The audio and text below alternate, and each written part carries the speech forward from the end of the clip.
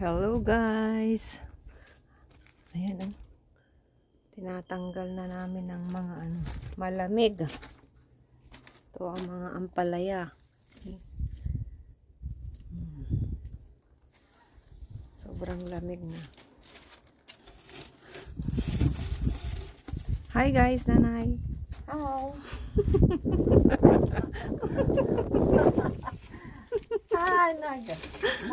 Harvest ng sinisira na namin itong mga halaman ni Matang.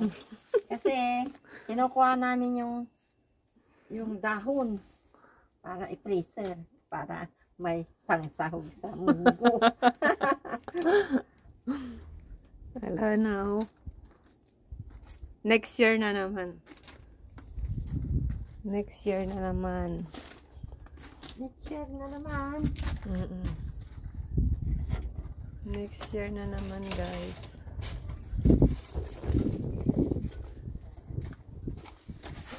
Oh, dami oh. Malamig na. Tapos ito yung kamatis. Malalaki ang kamatis. Kaya lang malamig na. Kailangan ng tanggalin. Tanggalin mo na yan? Oo, siguro. Ewan ko. Eh, malamig na eh. Baka Ikalan Michael. Yung mga dahon kaya. Mga dahon-dahon. Ayan guys.